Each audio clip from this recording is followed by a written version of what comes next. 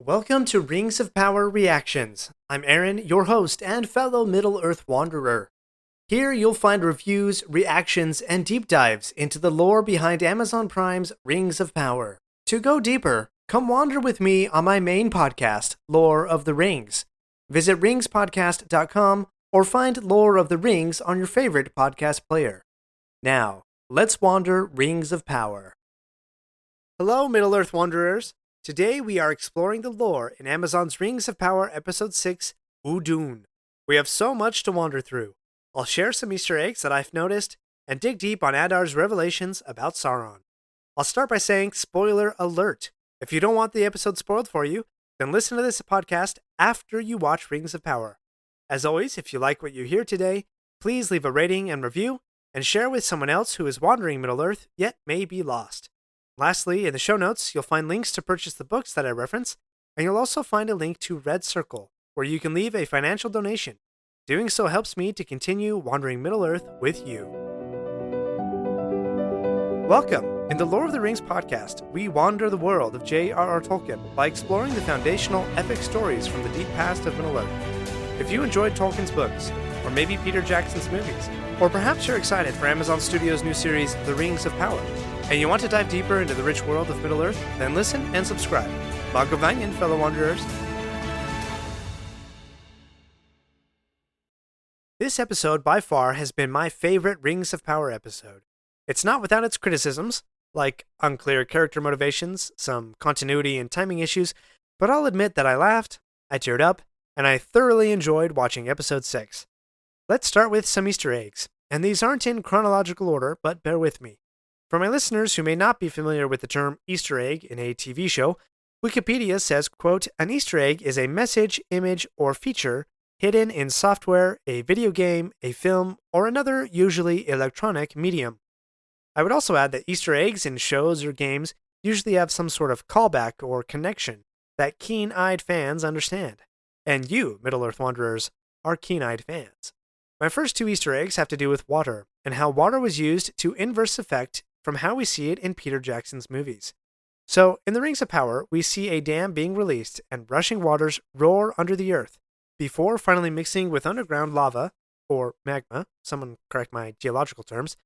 I couldn't help but think that this is the inverse of what we see in the Two Towers movie, where the Ents break the dam above Isengard, and all the water flows down to douse the orcish fires and cleanse the evil doings of Saruman. What we see in Rings of Power is the opposite. Rushing water doesn't wash away evil, rather ignites it, causing a volcanic eruption. When I first saw this, I was like, oh no way, that is cool. And then I thought, could that really happen? Here's a line from an abstract of an article written in Nature called Dynamic Mixing of Water and Lava. Quote, the heat content of lava is such that if roughly equal volumes of lava and water are rapidly mixed, the resulting pressure may be enough to cause further dynamic mixing of a lava flow under the ocean, leading to a catastrophic explosion. So yeah, it's possible. Just don't try that for your 5th grade science experiment. But I'm not done with water yet. One of my favorite shots from Two Towers is when Gandalf and the Balrog fall through the pits of Moria, slowly falling to an under-mountain lake. This shot is epic in its proportions, and I think provides an accurate visual to this line from Gandalf when he meets Aragorn, Legolas, and Gimli again. Quote, I have passed through fire and deep water since we parted. Gandalf and the Balrog, both being of the Maiar, which is that class of spiritual beings that serves the Valar, were both spirits of fire in their nature. So in Peter Jackson's movie, we see two fire spirits falling into the depths of underground water. In Rings of Power, we again see the inverse of that shot. The water is rushing underground, Adar lays down so he can hear it, which is another inverted Easter egg, right, of Aragorn listening to the orcs with his ear on the ground. Then we see the lava flows underground as the water falls from above. Let me recap these 2 points. In the Two Towers, we saw fire falling into water. Rings of Power gave us water falling into liquid fire. In the Two Towers, water washed away evil. In Rings of Power, it provided a means for evil to flourish. Okay, that's enough about water. Here's a couple more Easter eggs from this episode. When Galadriel sees Middle-earth and Isildur cannot, he says, quote, keen are the eyes of the elves. Isildur's heir, Aragorn, would later say that exact line to Legolas, as the elf is describing the riders of Rohan. This line was also reinterpreted in the films when Aragorn says, quote, "Legolas, what do your elf eyes see?" A little later, Elendil informs Miriel about the distance to Middle-earth. As he closes the door, the handle is in the middle of the door, reminiscent to Hobbit doors, which have the knob in the center of the door. Although I'm not sure how Númenórean architecture influenced the hobbits of the Third Age. Skipping ahead, we see Arondir attempting to destroy the Black Sword hilt, breaking a hammer in the process, and saying, quote, "It is beyond our skill to destroy." The obvious callback is to the Council of Elrond as portrayed in the movie Fellowship of the Ring. Gimli impulsively attempts to destroy the One Ring with his axe, which explodes in his hand. Elrond explains, quote, "The ring cannot be destroyed, Gimli, son of Cloyne, by any craft that we here possess," which I think is a much more poetic way of saying it, and subsequently is a near-exact quote from the same scene in the book. But a little less obvious of a connection for the line, "It is beyond our skill to destroy," is when Frodo is stabbed by a Morgul blade on Weathertop, and Aragorn says in the movie, quote, "This is beyond my skill to heal." If these two lines from Fellowship and Rings of Power are related, that furthers the theory that Theo will later become one of the Nazgûl. We also have Elvish being spoken to horses to both speed them up and calm them down. The first is Galadriel riding her horse in pursuit of Adar. As a side note, this is another inversion of a Lord of the Rings scene. We have an elf chasing an evil character who possesses an evil magical item, which is the inverse of Arwen the elf being chased by the Nazgûl, while Frodo possesses an evil magical item. And in both pursuits, they encourage their white horses with these elvish words, Norolim, Norolim. This is a callback to the chapter called Flight to the Ford in Fellowship of the Ring, where Glorfindel, not Arwen, encourages his horse, quote, ride on, cried Glorfindel, and then loud and clear he called to the horse in elf tongue, Norolim, Norolim, Asfaloth. According to TolkienGateway.net, this is a Sindarin phrase meaning, run swift, Asfaloth. Asfaloth being the horse, that is. But this isn't the only Elvish spoken to a horse in this episode. Later on, Isildur fails to calm his horse, but Elendil speaks some Elvish words to the horse and he calms down. He says, Aithai, no idiwi. This phrase is beyond my skill to translate. But it brings to mind a Peter Jackson departure from Tolkien when Aragorn is able to speak Elvish to the horse Brago, calm him down, and form a bond in which Brago rescues Aragorn. The Elendil scene is a nice callback to that. But all of that ignores a lore discrepancy. The Númenóreans didn't use horses in battle. But it's not that big a deal, so I won't criticize it too much. While we're speaking about speech, let's define some terms we hear the orcs saying in Black speech. While the orcs are entering the seemingly empty tower, one shouts, Gimbatul, meaning find them. This is one of the phrases of the Rings verse, quote, one ring to rule them all, one ring to find them.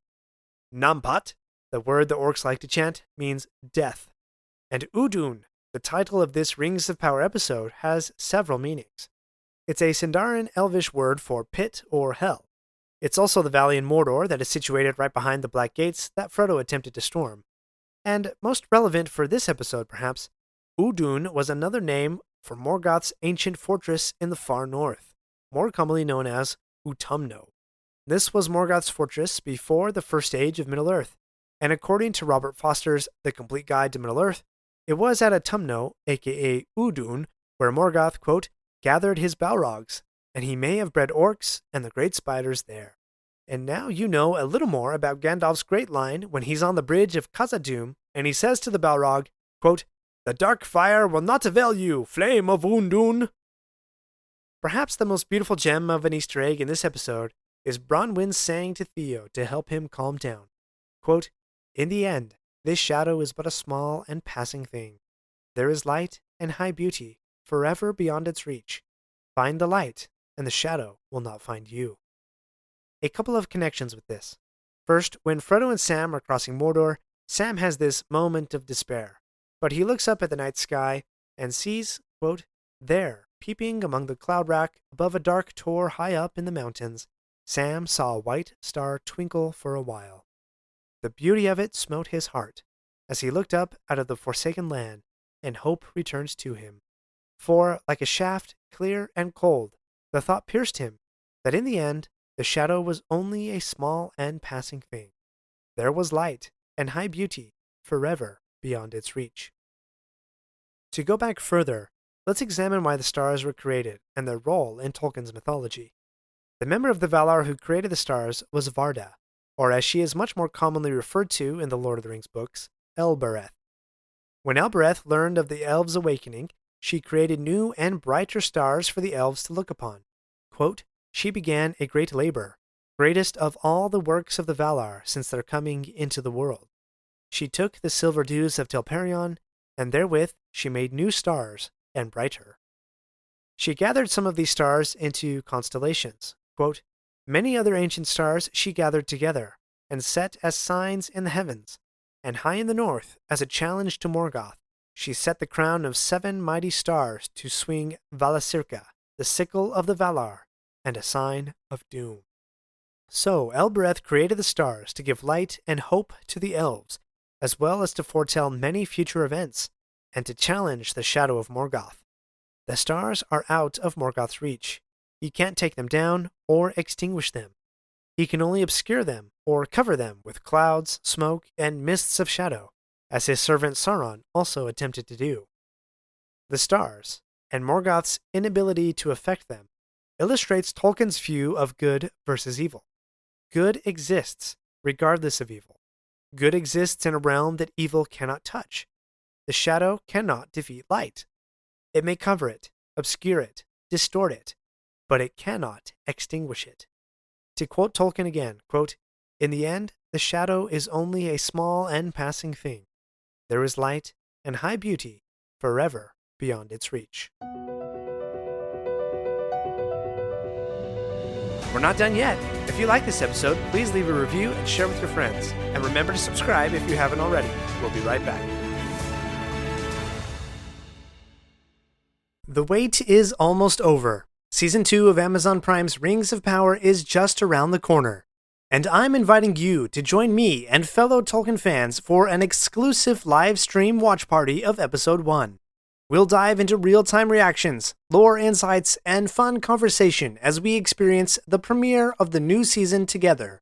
Don't miss out. Register now at ringspodcast.com/live. That's ringspodcast.com/live, Live. Let's experience this premiere together. Where is Sauron? I no longer think Adar is Sauron. His and Galadriel's conversation makes that fairly clear. And I'm in Galadriel's camp. I don't believe Adar when he says that he split open and killed Sauron. Let's examine what Adar has to say about Sauron, line by line. First he says, quote, after Morgoth's defeat, the one you call Sauron devoted himself to healing Middle-earth. I don't think Galadriel's buying that motivation for Sauron. However, for a while, Sauron did repent of his evil ways. In Tolkien's book, The Silmarillion, we get this description, quote, when Morgoth was overthrown, Sauron put on his fair hue again, and did obeisance to the herald of Manwë, and abjured all his evil deeds. And some hold that this was not at first falsely done, but that Sauron in truth repented, if only out of fear, being dismayed by the fall of Morgoth, and the great wrath of the lords of the West. But the herald of Manwë instructed Sauron to return to the west and receive judgment from the Valar, which Sauron was unwilling to do. So he, quote, hid himself in Middle-earth, and he fell back into evil, for the bonds that Morgoth had laid upon him were very strong. But what if Sauron actually had, if even for the briefest moment, devoted himself to healing Middle-earth? What would a healed world look like, according to Sauron? I think there's a hint of this in the half-truths that Sauron tells the elves of Eregion in the Second Age, when he is trying to persuade them to follow him. Quote, I perceive that you love this Middle-earth, as do I. Is it not then our task to labor together for its enrichment? Wherefore should Middle-earth remain forever desolate and dark, whereas the elves could make it as fair as Erisea, nay, even as Valinor? Sweet words of honey from a silver-tongued snake, attempting to subvert the elves, which is exactly what Adar hints at in his next line, quote, bringing its ruined lands together in perfect order. Ah, yes, perfect order. Under Sauron's domination, that is. Yes, that's what healing would look like. Sauron on the top of the power hierarchy in Middle-earth, with no pesky other wills or powers to challenge him. Sounds a bit like Emperor Palpatine and his first galactic empire. Just saying. Adar continues, quote, he sought to craft a power, not of the flesh, but over flesh. Okay, this line is a little vague to me. What does over flesh mean? Does it mean to overcome death? Not sure why immortal Sauron would need that.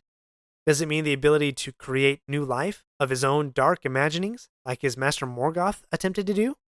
Again, with all the evil creatures that Sauron could call to his rule, not sure why he would need to create more.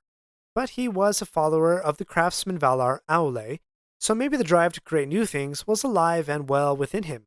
Does it mean to dominate those who have bodies?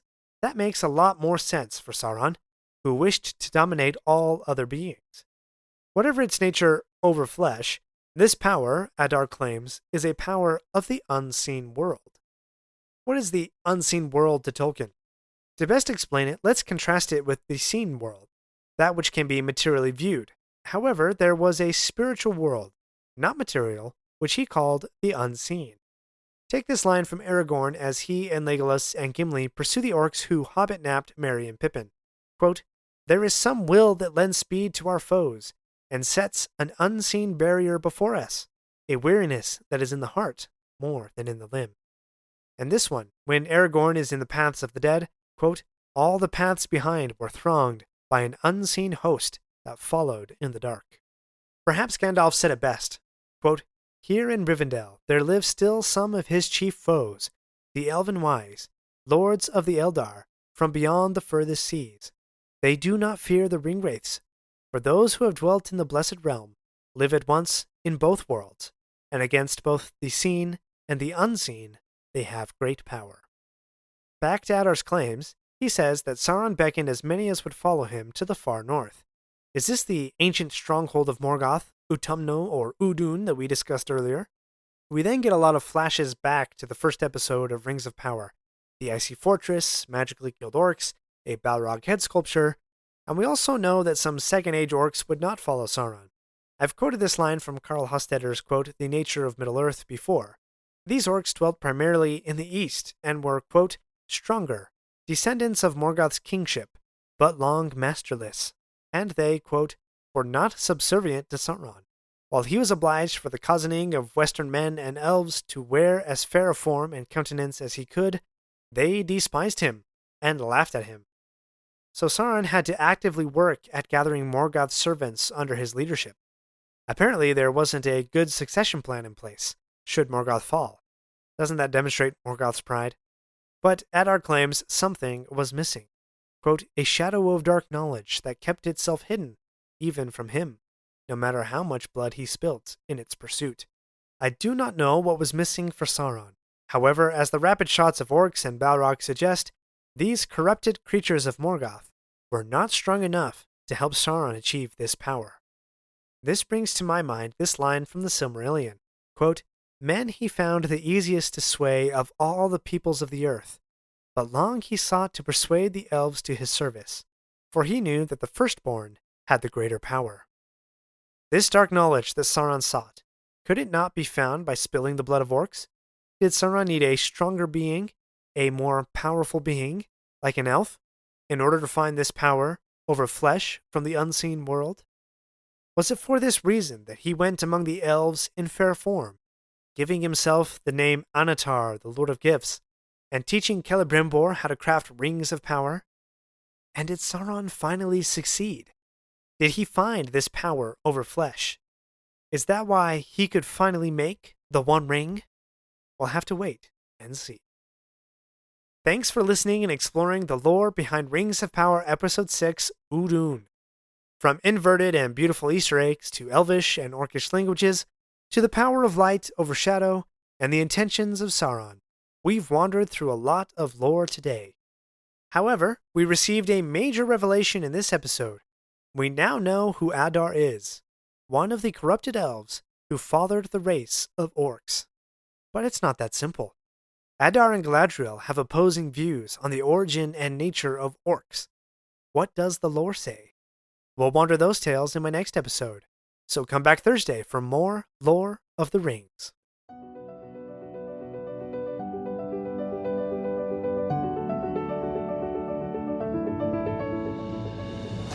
My friends, if you enjoyed this episode, let me know by subscribing, leaving a review, and sharing with your friends. Follow me on Facebook or Instagram at Lore of the Rings Podcast. For feedback on the show, please email me using the link in the show notes. Until next Thursday, remember, not all those who wander are lost. Are you ready to dive deeper into Tolkien's world? If you've ever struggled to read the Silmarillion, I've got just the thing for you. I've created a free guide packed with my best tips to help you conquer this epic book. Whether you're a seasoned reader or tackling it for the first time, this guide will make your journey through the first age of Middle-earth more rewarding than ever. Head over to ringspodcast.com to download your free guide today. Your adventure deeper into Middle-earth starts now. Visit ringspodcast.com today for your free guide.